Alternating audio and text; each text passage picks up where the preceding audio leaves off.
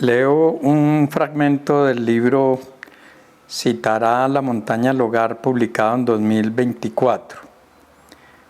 Por estos mismos años, dos personajes muy diferentes se internaron en la garganta del San Juan do Cató y dejaron registro de su travesía en sendas cartas. El uno, Juan de Dios Restrepo, un negociante de Amagá que como tal se vino a conocer un entable minero que tenía un gringo a orillas del río Santa Rita. El otro, José María Gómez Ángel, un cura católico que huía de la persecución de las autoridades liberales en Medellín. Restrepo tuvo una breve vida como escritor en la prensa de su época, en la que firmaba bajo el seudónimo de Emiro Castus. Hizo un viaje expedito de 2 días entre Envigado y Andes. A diferencia de sus colegas buscadores de tierra y oro, Restrepo dejó constancia del impacto que le había producido nuestra montaña. Hacia el occidente se divisaban los picachos de los farallones, inmóviles, majestuosos y solemnes como gigantes de piedra, y a lo lejos aparecían, turbando el verde uniforme de las montañas, blancas cascadas y precipitados arroyos que a los rayos de sol matutinal brillaban como franjas de plata. El padre Gómez Ángel, quien además de predicador, militante político y topógrafo, era geógrafo aficionado y conocía bien la región antioqueña, hizo una descripción similar a la de Restrepo. Colocado de frente al sol poniente, se descubre el río San Juan, que arrastra sus aguas de sur a norte en un cauce formado entre rocas. Impetuoso ruge sordamente y nadie se atrevería a pasarle a pie sin temeridad. Los farallones, con su majestuosa elevación, su caprichosa forma, sus agudos picos y de laderas inaccesibles, limitan el horizonte por el occidente. Jorge Giraldo, yo soy en este momento retirado, un académico durante los últimos 25, 30 años de mi vida, que regresó, pues digamos, a vivir a su pueblo natal, ¿sí? Yo nací aquí en Jardín hace ya 67 años. Yo digo que soy de la generación del Frente Nacional porque nací unos días antes del plebiscito que se votó en 1957 para la creación del Frente Nacional. Y soy hijo de familias de jardineños viejos que llegaron al pueblo, algunos a fines del siglo XIX y otros incluso estaban aquí en el momento de la fundación del pueblo. Mi formación es en filosofía. Yo hice una licenciatura en filosofía e historia y luego una maestría y un doctorado en filosofía. Mi especialidad, digamos, académica es la filosofía contemporánea y la filosofía política. Pero a lo largo de mi vida, pues he tenido distintos desempeños profesionales, ¿cierto? Durante cerca de 10, 12 años fui obrero, fui dirigente social, después trabajé con algunas organizaciones no gubernamentales, en algún momento fui asesor de un ministro durante el gobierno de Andrés Pastrana en el Ministerio de Trabajo. Y como dije ahora, aproximadamente en los últimos 30 años Me desempeñé como académico, como profesor en varias universidades antioqueñas y las últimas 2 décadas vinculado con la Universidad de AFID. En la Universidad de AFID tuve la posibilidad de ser decano de la Escuela de Ciencias y Humanidades, luego Escuela de Humanidades, durante 15 años, ¿sí? En esa labor académica, pues una parte importante de mi trabajo fue también el trabajo investigativo, ¿sí? Entonces, digamos que, como sabrán los televidentes o no, en la vida universitaria hay trabajos o actividades de orden administrativo, de orden docente y de orden investigativo. Yo realmente tuve desempeño como en las 3 funciones, sí. Bueno, yo pasé de mi niñez, mis primeros 6, 7 años de vida en jardín, ¿sí? Mi familia paterna es de la vereda Morro Amarillo. Mi familia materna, digamos, más radicada en el pueblo, los Ramírez Osorio es la familia. Yo soy el mayor de 8 hijos de mis padres. Ellos viajaron a Medellín en la primera mitad de la década de 1960, como parte pues del principal movimiento migratorio que ocurrió en Colombia en esa época, ¿cierto? Donde muchas familias del campo salían a la ciudad por distintas razones, unas por razones de violencia, la mayoría en busca de oportunidades. Y eso llevó a que mi familia se radicara en Envigado.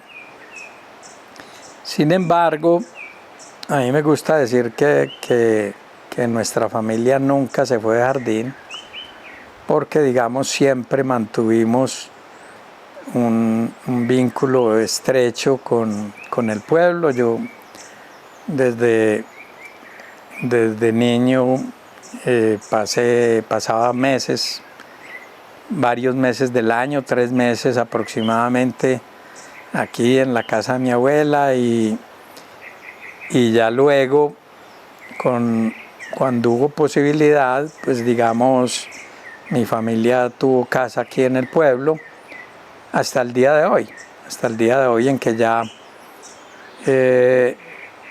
desde finales del 2019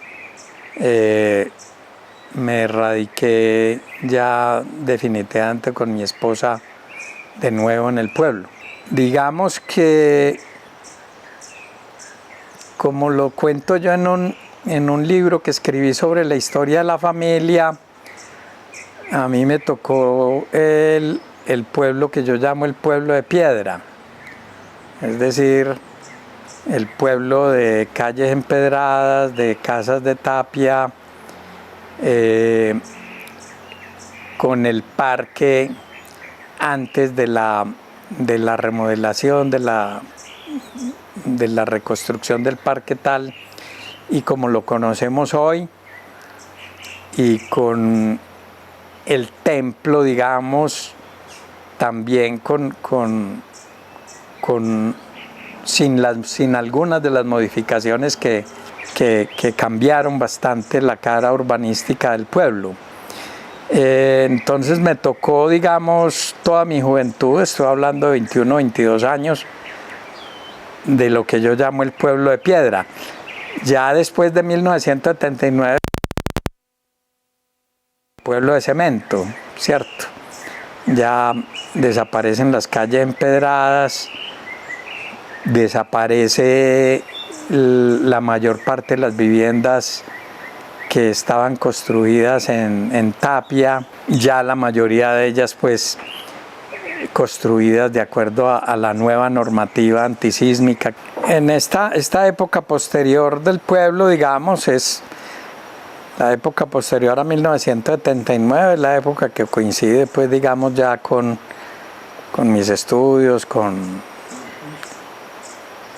mi primer matrimonio, con la crianza de los hijos y ya con una nueva relación con el pueblo, ya teniendo casa aquí, viniendo cada 8, cada 15 días, pues siempre, por supuesto, los periodos de vacaciones, hasta, de nuevo, comento, hasta 2019, año en que me radico nuevamente en el pueblo. Bueno, yo hice mi primaria y mi secundaria completas en una sola institución educativa, que es el Liceo Francisco Restrepo Molina en Envigado. Me gradué en 1975, ingreso a la Universidad de Antioquia al programa de Historia. El programa de Historia estaba recién creado, se había creado precisamente en ese año 1975. Yo ingreso en el año 76, curso 3 semestres. Esa es una época un poco compleja. En la universidad era muy difícil hacer más de un semestre al año por razones de los paros, de los movimientos estudiantiles. Mi familia era una familia, digamos, grande, donde no existían los recursos, digamos, como para que los hijos estudiáramos tiempo completo. Entonces, siempre desde el primer día estuve combinando una actividad productiva vinculado en empleos de tiempo completo y estudiando en el resto del tiempo.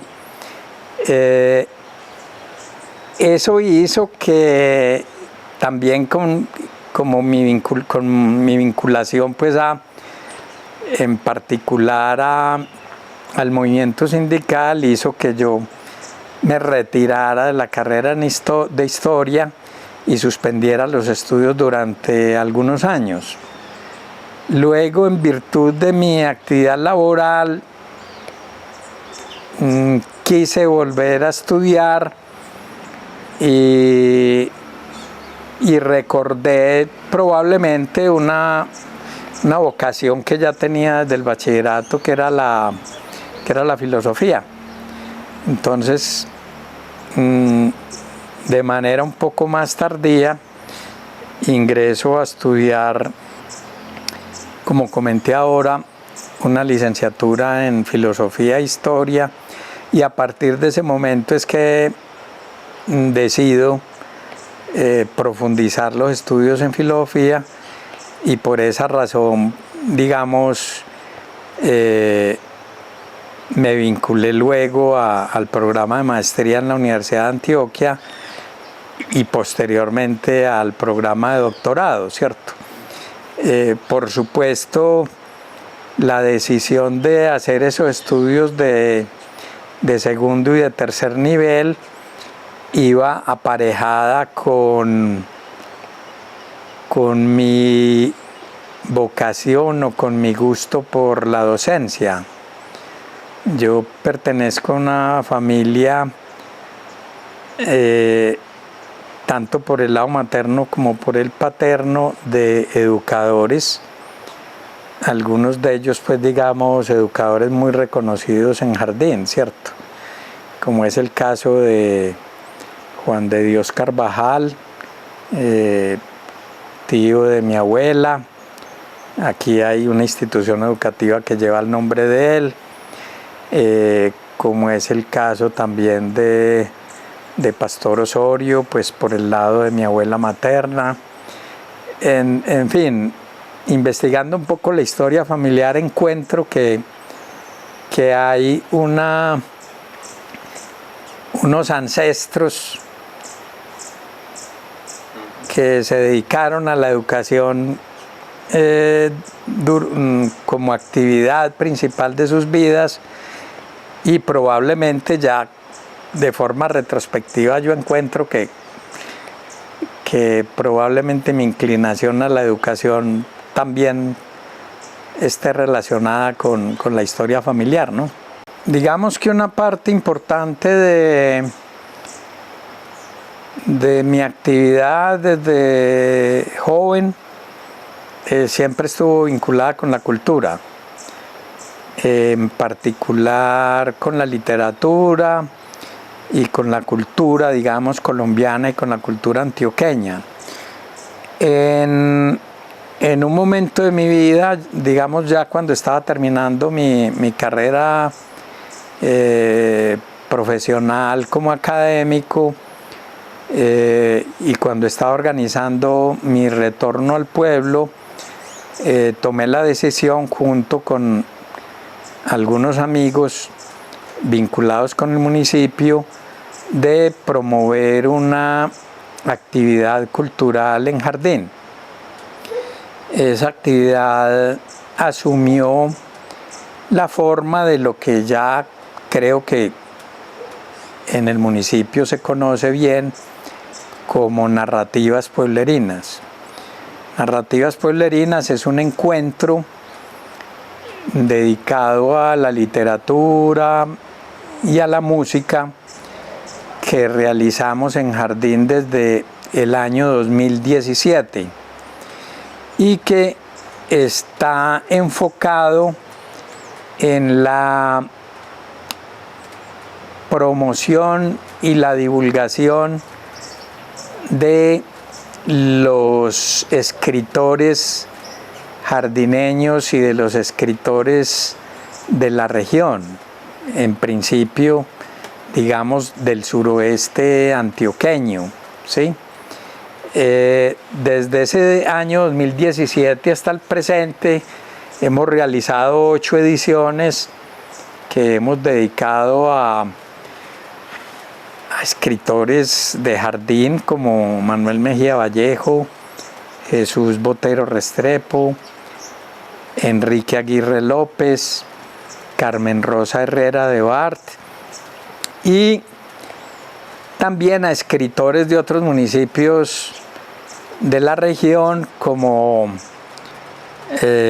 Laura Montoya de Jericó, como Mario Escobar Velázquez, que nació en Támesis, pero que es de su familia materna es jardineña, sobrino, pues, entre otras cosas, del beato Juan Bautista Velázquez.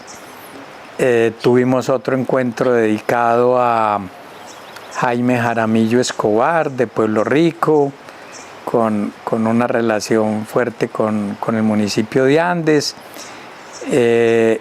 Y más recientemente hicimos en el año 2024 el encuentro sobre Tartarín Moreira, Libardo Parra Toro,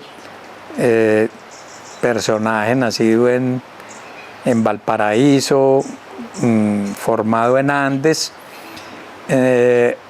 Entonces, parte de la tarea que nosotros hacemos es divulgar la obra de estos escritores, poetas, humoristas, cronistas, y vincularla con la actividad que hacen las instituciones culturales del municipio, en particular la Escuela de Música, que ha estado desde la primera edición y que tiene un papel muy importante, pues, con la presentación y el montaje de obras relacionadas con el programa anual que nosotros proponemos. La Corporación Cultural de Jardín, también vinculada desde la primera edición, y el Centro de Historia Marco A. Jaramillo, institución, pues, con la que con la que también hemos venido fortaleciendo nuestros vínculos, ¿sí? Este es un programa que se ha desarrollado, digamos, cuando inició en la Casa de la Cultura, obviamente con la anuencia de la administración municipal, y desde que se inauguró en el Teatro Jardín Rafael Leonidas Velázquez. Mis publicaciones están fundamentalmente vinculadas con mis principales preocupaciones intelectuales. Digamos, la mayor parte de mis publicaciones obedecen al trabajo de investigación propio de la vida universitaria, ¿cierto? Entonces, gran parte de mis libros son libros de filosofía política, y la mayoría de ellos, digamos, muy dedicados a temas relacionados con los problemas del país, ¿sí? Algunos de esos libros están dedicados a Antioquia y otros a Medellín. Una parte muy importante de mi trabajo de escritura se hizo en medios de comunicación. Yo fui columnista durante algunos años del periódico El Mundo, después en un tiempo breve de la revista Semana, y luego durante un tiempo ya más extenso, durante 15 años, fui columnista del diario El Colombiano. Y la tercera faceta de mi escritura es la que tiene que ver propiamente con Jardín y con la literatura regional. Esta la he venido desarrollando sobre todo en los últimos años. Entonces, mis libros más recientes son, en el 2024, un libro sobre los farallones del Citará, que son, digamos, uno de nuestros emblemas, no solo de Jardín, sino de toda la región. Ese libro se titula Citará, la montaña, el hogar. El anterior libro, publicado en el año 2023, es una edición privada. Es un libro que se titula Expedición sentimental a mi familia jardineña, y como su nombre lo indica, es una breve historia de mi familia, ¿sí? Especialmente de los abuelos, bisabuelos y tatarabuelos, desde su llegada a Jardín.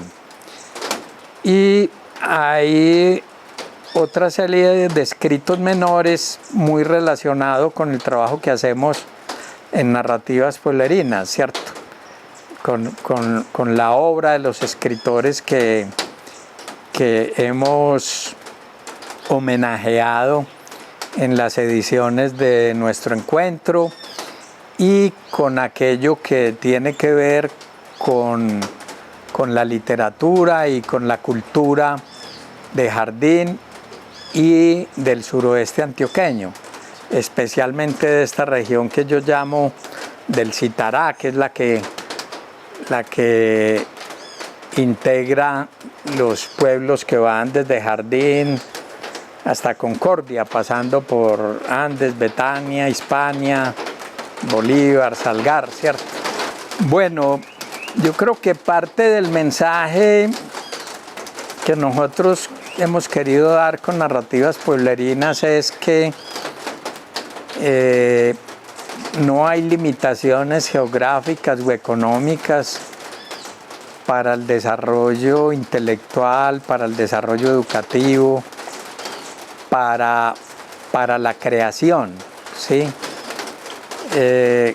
Cuando uno cuenta historias como la de estos escritores que nacieron hace 100 años o más, con muchas más limitaciones técnicas, muchas más limitaciones educativas, comunicativas, un poco lo que quiere mostrarle no solo a los jóvenes, sino a todos nuestros paisanos en general, es que siempre tenemos la posibilidad de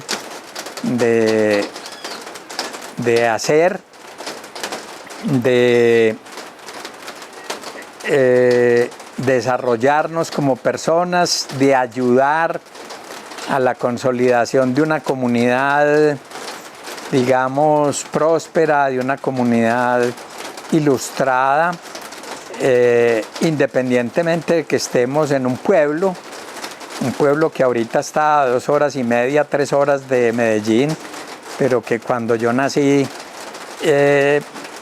estaba a 6 horas por una carretera muy difícil, moviéndose en buses de escalera, y que cuando estos escritores nacieron hace 100 años, pues había que desplazarse durante 3-4 días, salir a caballo hasta Bolombolo, coger ahí el tren, o incluso un poco antes de eso, hacer el camino a caballo o a pie hasta Medellín, ¿cierto? Entonces, yo creo que esta es un espejo, digamos, para mostrar las posibilidades que tienen pueblos y comunidades pequeñas como la Jardineña, que siempre con iniciativa y con cooperación social e institucional pueden hacer, digamos, cosas sobresalientes o importantes, no solo a nivel local, sino mucho más allá. No, gracias al canal Antena 4 y sobre todo a la labor que el canal hace como medio de difusión cultural y comunitario en nuestro municipio.